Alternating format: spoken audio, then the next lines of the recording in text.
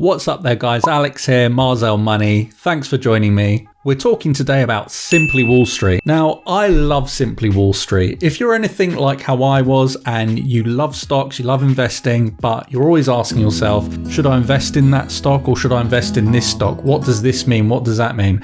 Well, Simply Wall Street is brilliant because it really clearly illustrates how good a stock's performing, what the stock's done, what the stock's likely to do.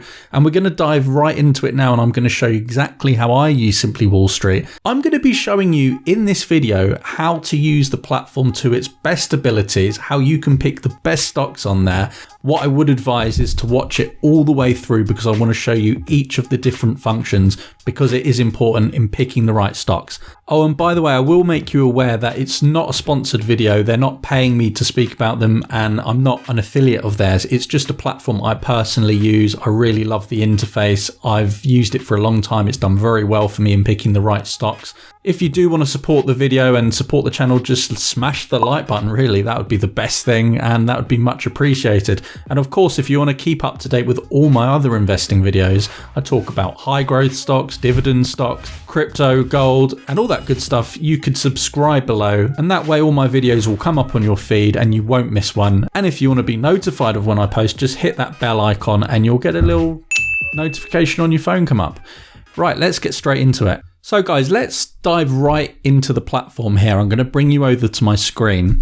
Now, what we're looking at here is just the homepage of Simply Wall Street. At the moment, it looks a bit like, what's going on here? But it's the simplest platform you'll ever use. I'm going to show you exactly how I use it. So before we go into an individual stock, let me show you the menu in terms of the general overview of the website because it's important.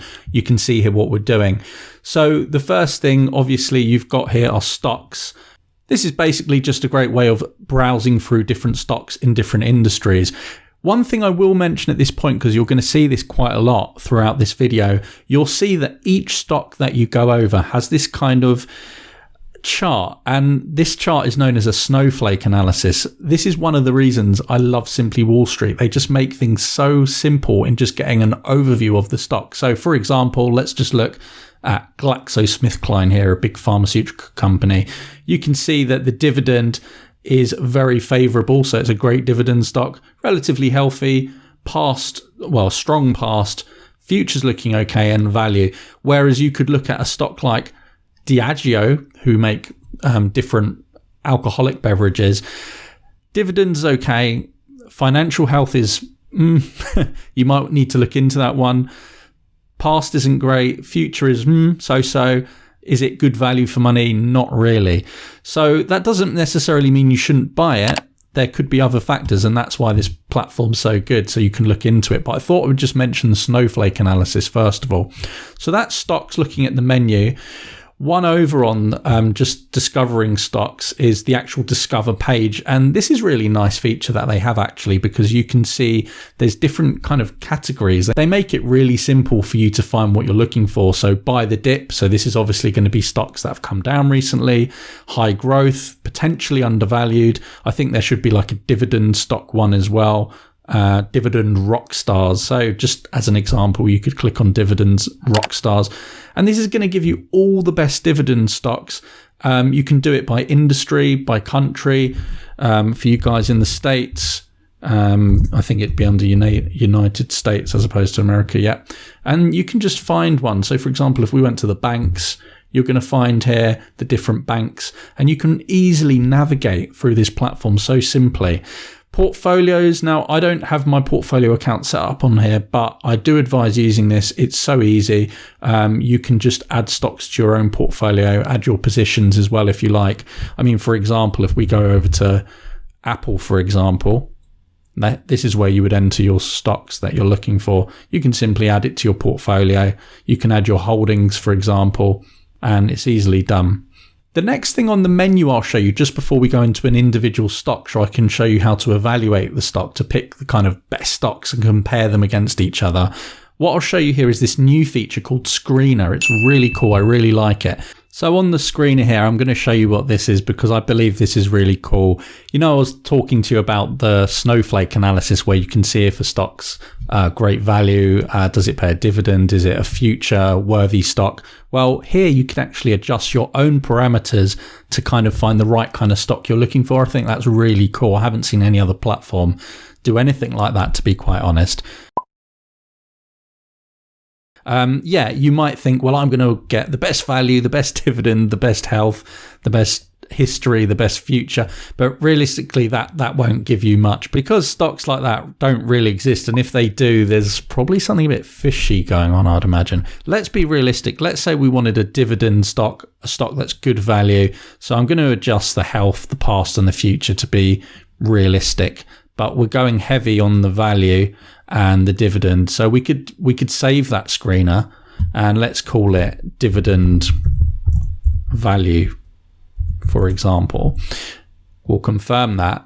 And it's going to show you underneath some stocks that you're looking for. Maybe we need to adjust the dividend and the value down because it's still not quite liking it. It's saying, you're asking too much here, Alex. But you can see now I've adjusted it for dividend and value. I mean, we could even put the health a bit higher, I think. Save changes. Yeah, and you can see a whole list of stocks here that will give you good value, a good dividend. So that doesn't just mean a good dividend yield. That means that it's consistently paying dividends, increasing their dividends year on year, for example. So Legal in General is one we have in the UK. I know this company, I've actually got a small position in them. They're a big insurance group. And you can see here that that could be suitable if you're looking for value and dividends.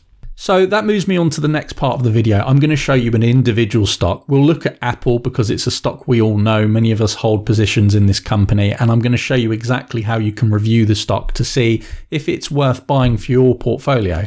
So coming from the page we were just on, you could just type Apple in, it will come up here, you put in Apple.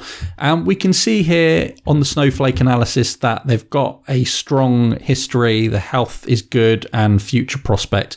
Dividend isn't much to talk about. They do actually pay a dividend. It's about 0.6 or 0.7%. And the value isn't much there if you are looking for a high value stock. This by no means that you shouldn't buy Apple because there's no value. It's a growth company and a lot of their price will be dictated by the demand for their own stock.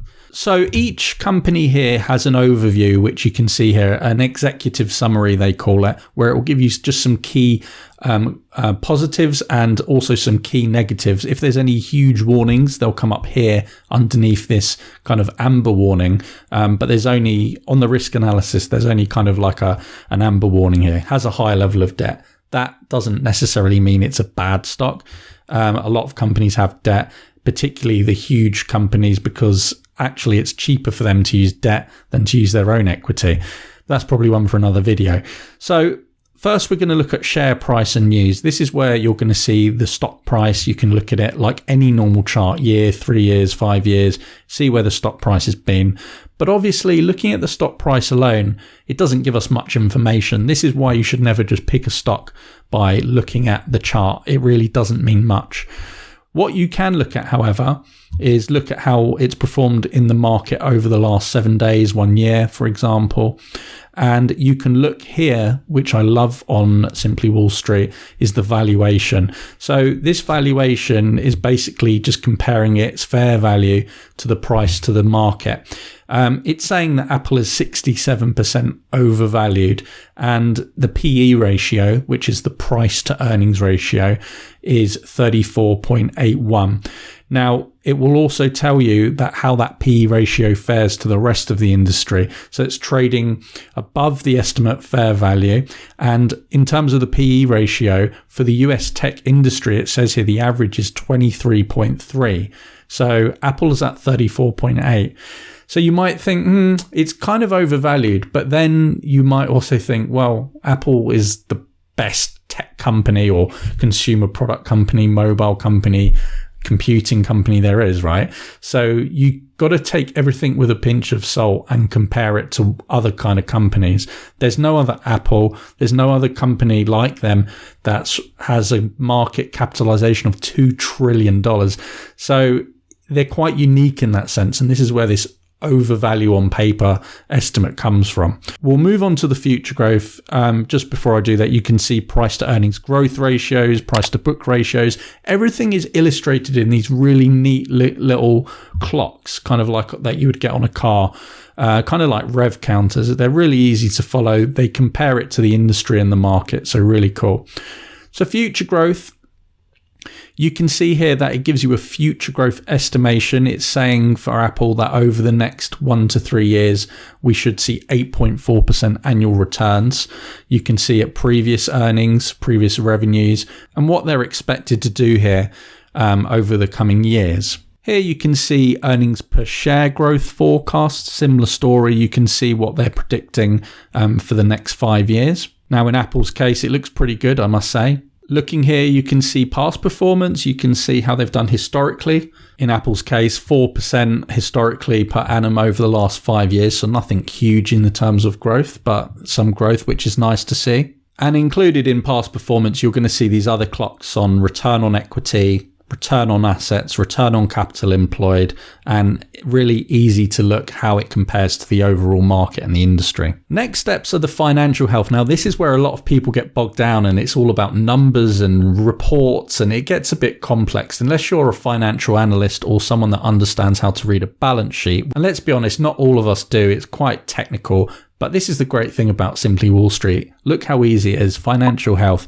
So you can see the assets, you can see the liabilities, you can see that they're in a strong position here. You can look at the long-term assets against liabilities and see that's good. And it will give you a short-term liability check rating. So Apple's short-term assets exceed the short-term liabilities, which is good. Now, long-term liabilities, Apple's short-term assets do not cover its long-term liabilities. Now, this again relates to the debt. We looked at the high level of debt Apple have. So again, not necessarily a bad thing. I mean, this debt to equity ratio, which is the next thing you'll see here, debt to equity history and analysis, you'll see that the current debt to equity ratio is 172%. That is really, really high. If it wasn't a company like Apple, one that is just so ubiquitous around the world, so strong in the market, generate billions in sales, I would be concerned by a high level of debt. But in Apple's case, I very much believe, and it very much is the case, where they're using their debt to return more equity for the company because debt is so cheap. Interest rates are very low. The next thing you can see as part of the financial health is a balance sheet, really clearly demonstrated using green and red to demonstrate what's looking good and what's looking bad. You can see overall that there's more green than red, and that will be the case with many companies. But with Apple's case, you can see the debt is relatively quite large, but nothing really to worry about in Apple's case. Next up is looking over at the dividend. So dividend here is 0.7%. So I was quite accurate in what I believed it was prior. You can see how this stacks up against to the market top, market bottom. Apple don't pay a great dividend. I mean, the fact that they pay a dividend full stop is pretty good. A lot of tech kind of growing companies don't pay dividends. Normally they're more with value stocks. So the way in which you review a dividend stock and value a dividend stock, you can use the stability and growth of payments here, which is really cool. So this green line here demonstrates the dividend per share. You can see it's just been growing and growing and growing, and it's been growing every year. The blue line is the dividend yield, so that's the percentage you'll get as a dividend per year. So what is more important, I would say, is the dividends per share, because percentages can vary from year to year. The yield can vary, but you want to see that the earnings per share, the dividend per share, is going up year upon year, which it is. So it's a strong dividend stock. It's not paying much of a dividend. And the next thing you'll see here is the dividend cover, or the payout ratio, which is more commonly known in the States. You can see that that's 24%. What that means is that they're only paying out 24% of their earnings, of their profits, as a dividend. So Apple, they could maybe increase their dividend by 100% and make their dividend maybe 1.5% annually as opposed to 0.7%. And they'd still only be paying about 50% payout ratio, which is still really healthy. So it is a really strong dividend company. They could increase the dividend. They probably will, in my opinion. Next thing you can look at, maybe not so much for companies like Apple, Facebook, Microsoft, because the management is probably less relevant. If you're investing in small cap companies and you really want to look into the management side of things, certainly check out the management. You can see how long they've been there, what they've done prior, their compensation. You can also see the other leadership team and what their stake is within the company. So a lot of small and medium-sized companies, it's important to know as an investor, how invested are they within their own company? What share of the pie do they have? The next thing here is the ownership. You can see if there's been any insider trading. Again, more relevant for small cap, mid cap companies, because if there's a lot of insider selling, that could be a worrying thing. Could be a lot of insider buying, and that might make you think, there's some confidence going on. Is there something coming up that's going to shoot the stock price up? The other thing I really like to look at here is the ownership breakdown, and this is going to tell you who owns the company, whether it be a percentage of the general public or institutions or insiders. It's handy to know because what you can do, you could look here, for example, and see who owns Apple. So it's mainly institutions and then it's the general public. And looking at the institutions, you can see how heavy they are invested into Apple. So Vanguard Group, which is one of the biggest investment firms, as well as BlackRock, have 6% and 7% respectively invested in Apple. You can see from Vanguard's whole portfolio, it's 3.7% of their investment is in Apple. That's quite significant. On the change, this is interesting to see. You can see if a company's selling or buying. At the moment, it looks like a lot of companies have been selling their positions, and it looks like they've been decreasing their positions here. And it's a really easy platform to navigate. And this video wasn't sponsored. I'm not affiliated anyway. If you do want to support myself, the video, the channel, that would be amazing. Smash the like button, that would be great, and share it with friends and family that you know like to invest as well. And of course, join the YouTube family, subscribe down below. You'll be kept up to date with all the other investment videos I talk about. If you want to be notified of that as soon as I post, just turn the bell on. One thing I mention as well, guys, if you don't already have a brokerage account to buy stocks, I recommend using either Trading 212 if you're in the UK or eToro in the United States. They're both 0% commission, free trading, no fees. I'll put the links to both of them down below in the description. These links are affiliate links, so that would be supporting the channel as well. That's just if you don't already have a brokerage account. I recommend to use these. These are my preferred platforms. Thanks so much, guys. Thanks for sticking around, and I'll see you on the next video. Take care. Bye.